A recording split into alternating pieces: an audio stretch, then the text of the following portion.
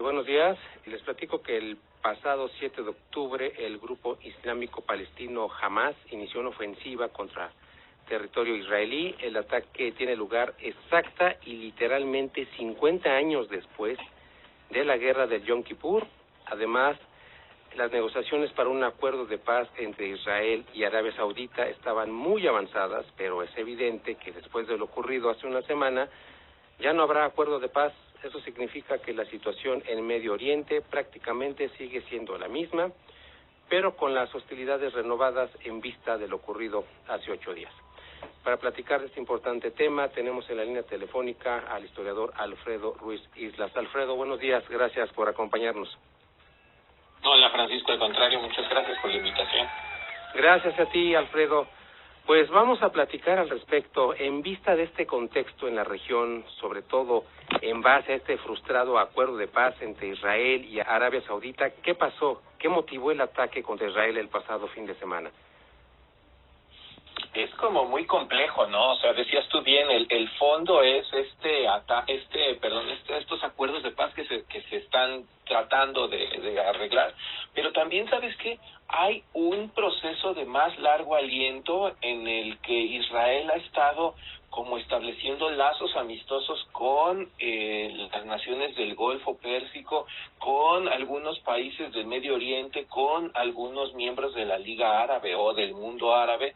Y entonces esto quizá es como este gran fondo que deberíamos ver, ¿no? O sea, esta suerte de distensión mínima que ha estado ocurriendo ahí y que podríamos preguntarnos a quién no le conviene, ¿no? A quién le conviene que haya más bien descontrol, o que haya ahí una serie de problemas como geopolíticos de mayor amplitud, ¿no? Entonces, este ataque, que decías bien, tiene como esta condición simbólica de aparecer 50 años después de la guerra del Yom Kippur, tendría a lo mejor que ver con la necesidad de que haya inestabilidad por parte de, o sea, que quién promueve la inestabilidad, que todos los dedos apuntan hacia Irán, ¿no? Incluso con los ataques ahora que hubo a los aeropuertos en Siria, se está pensando que todo tiene que ver con con la intervención de Irán en el conflicto, con la necesidad de Irán de meterse ahí, y sobre todo con esta no renuncia o con esta continuación en los lemas que amparan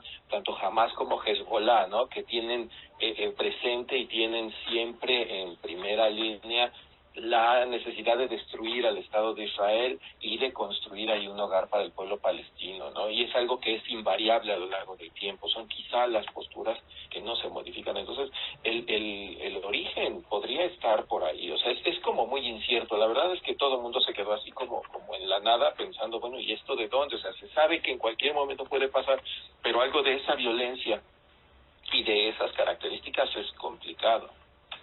Exactamente, Alfredo, todo el mundo nos quedamos cómo asumir este ataque.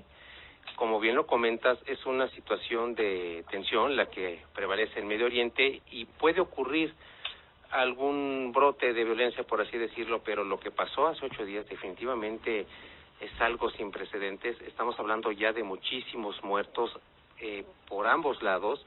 Israel, 1 o 2 días después, si no me equivoco, declaró ya el estado de guerra y ya advirtió a los israelíes que esto va para largo y que tienen que prepararse para la guerra.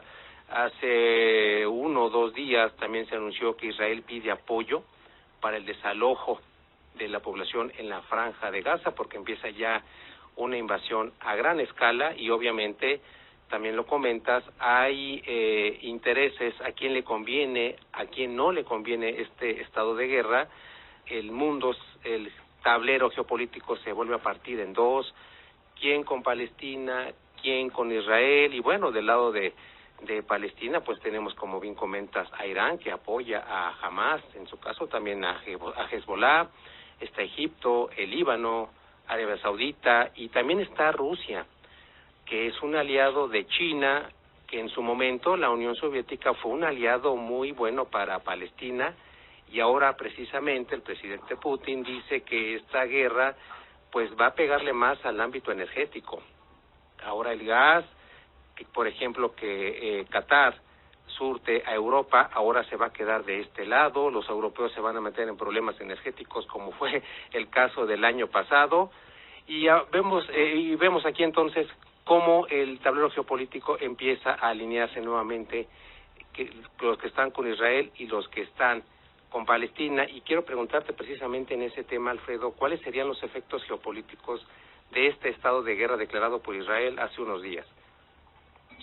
Algo de lo que comentabas ahora y que fue lo que se mencionó mucho en la semana es esta cuestión de los energéticos, ¿no? El problema de los energéticos que incluso se vio con las fluctuaciones que tuvo el precio del petróleo a lo largo de los días, pero algo que tenemos que pensar ahora y que lo han estado recalcando a distintos analistas a lo largo no de este conflicto ni a lo largo de los conflictos últimos, sino a lo largo de los últimos años, que tiene que ver con la manera en la cual nosotros somos ahora susceptibles de reaccionar no ante acontecimientos, sino ante la información de los acontecimientos.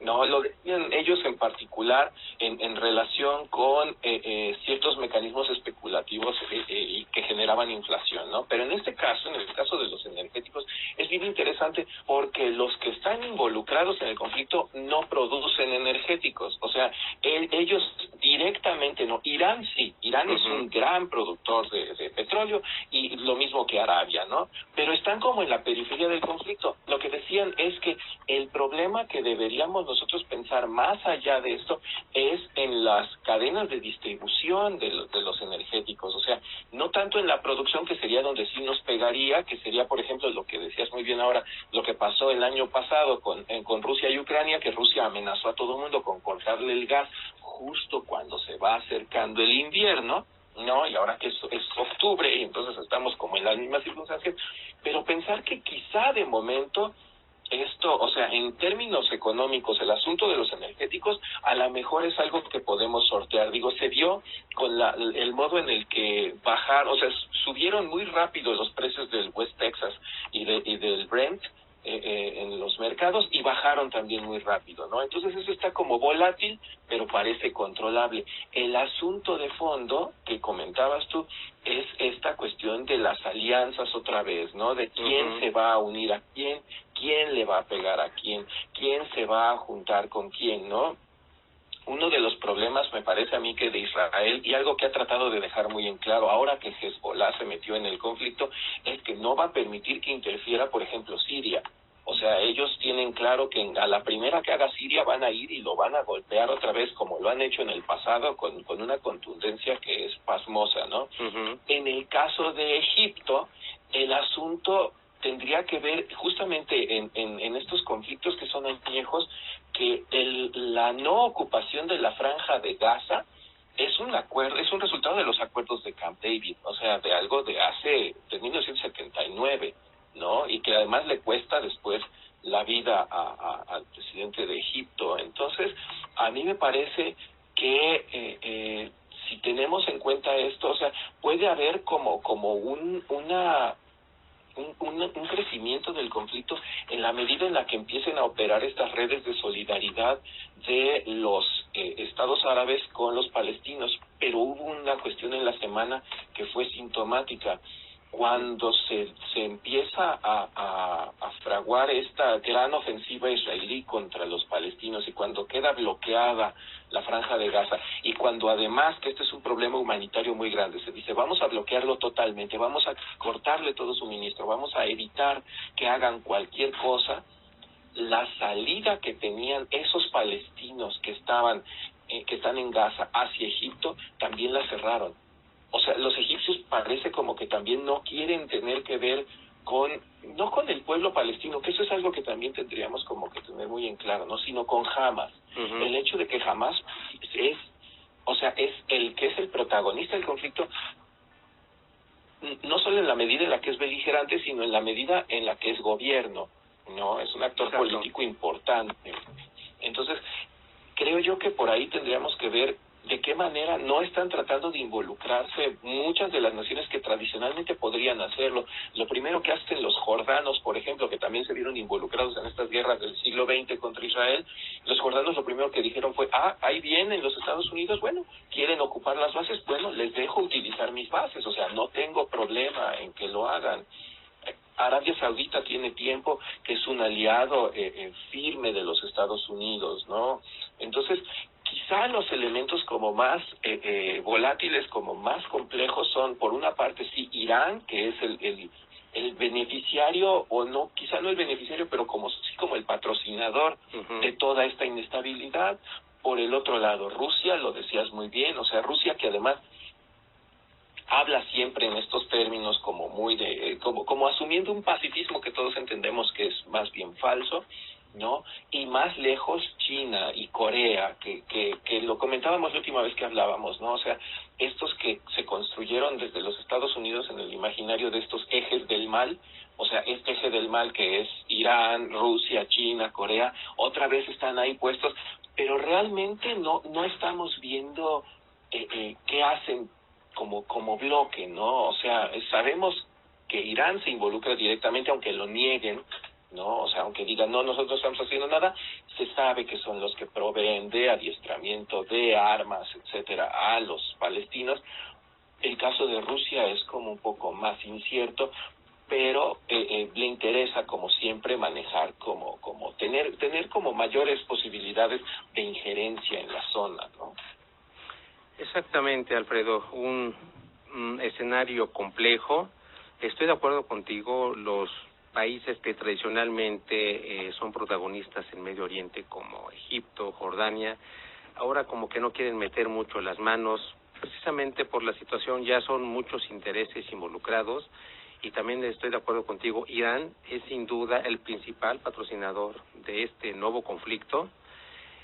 Y como yo decía en la introducción, parece que la situación en Medio Oriente no va a cambiar. Ahora tenemos una guerra que no sabemos cuánto va a durar, que obviamente va a costar muchísimo dinero, que algunos van a ganar, otros van a perder, y bueno, pues tú lo sabes, ya hay muchísimos muertos, circulan imágenes en medios de comunicación, sobre todo los independientes, de los estragos que está dejando este nuevo conflicto, niños sin hogar, adolescentes muertos, padres buscando a sus hijos, etcétera, etcétera. Es algo muy complicado.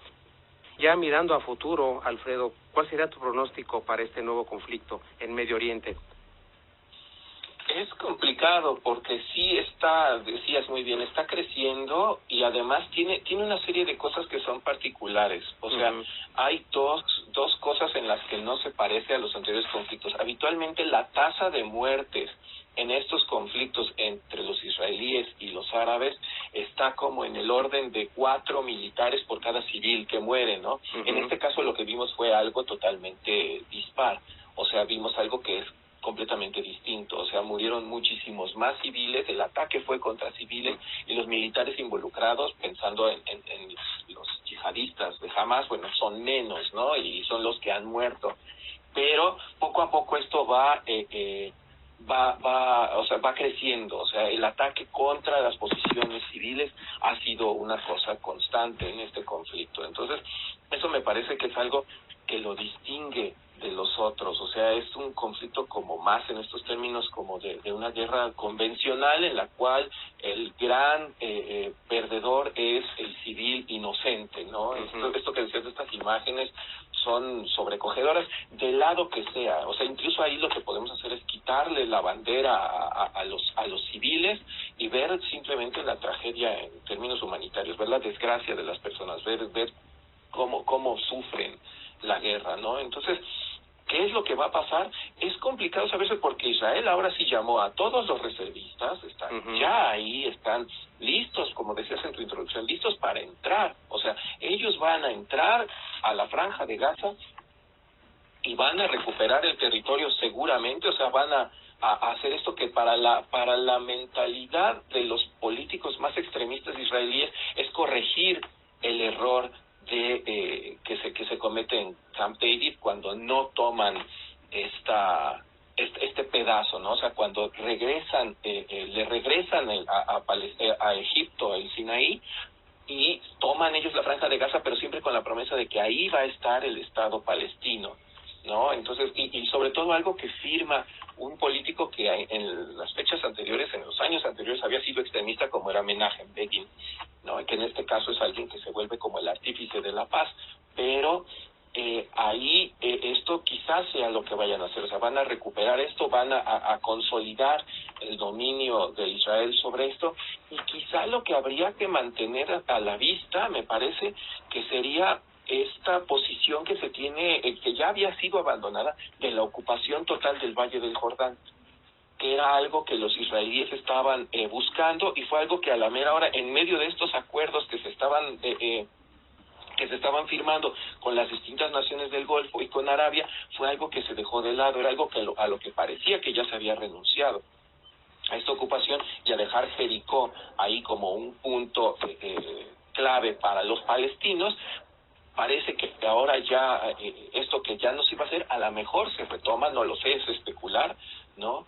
Pero habría que mantener la atención sobre esto, que es el flanco este del conflicto. Obviamente el del sur está como muy cantado lo que va a pasar, y quizá la gran incógnita es al norte, ¿no? Hacia donde está Hezbollah, hacia Siria, hacia la frontera con Líbano. O sea, me parece que ahí es donde tendríamos nosotros que tener la atención puesta, porque ahí es donde puede crecer el conflicto. O sea, el conflicto me parece que no va a crecer hacia ningún otro lado, sino hacia allá, si es que sucede. O sea, si es que Hezbollah decide unirse a esta ofensiva, después de que además ver qué sucede con Hamas. O sea, todo indica, y la pretensión de los israelíes es borrarlos del mapa, ¿no? Pero quedan en pie estos, y entonces queda también el recuerdo de esto a lo que se apelaba mucho en la década del 70 y del 80, que era la intifada, ¿no? O sea, estos mecanismos de desobediencia masiva que lo que tratan es de evidenciar la brutalidad de la ocupación. O sea, es como el otro extremo, ¿no? Que ahora se ha hablado mucho de ello, en términos de que, como lo dicen muchos periodistas con un ojo muy crítico, me parece a mí que a veces excesivamente crítico, de que esto es parte como de la victimización a la que son aficionados los palestinos. A mí me parece que es una manera de evidenciar su situación, ¿no? Entonces, creo yo que es lo que tendríamos que ver, ¿no? O sea, si se va a proclamar otra vez la intifada, si sería posible hacerlo en las circunstancias en las que estamos ahora, y lo que vaya a suceder en el flanco norte de este conflicto. Claro, Alfredo, tienes razón. Hay que tomar este nuevo conflicto desde un punto de vista tal vez histórico, por los antecedentes que nos comentas, sobre todo en la región norte, donde es más sensible que pudiera crecer el conflicto. Y bueno, valga la expresión, aprovechando el viaje, seguramente Israel querrá borrar del mapa a Hamas, que también es gobierno en la Franja de Gaza. Eso es algo muy importante que nos mencionaste. Hay que tomar en cuenta esa situación. Hamas gobierna a más de 2 millones de palestinos que viven en la Franja de Gaza, y eso es muy importante. Bueno, pero si tomamos en cuenta que Israel tiene el control de esta región, que prácticamente tiene bloqueada a la población palestina, que les corta la luz, les corta el agua, sin conflicto. Ahora, ¿qué va a pasar en esta situación con todos estos palestinos que obviamente pues son los que finalmente están pagando las consecuencias de este nuevo conflicto? Alfredo, muy interesante tu entrevista, como siempre. En verdad aprecio muchísimo tu tiempo, tu espacio para Entre Diálogos, y ya estaremos pendientes de este conflicto para que nos expliques al respecto. Te agradezco muchísimo, como siempre, la invitación, y yo al pendiente de lo que sucede.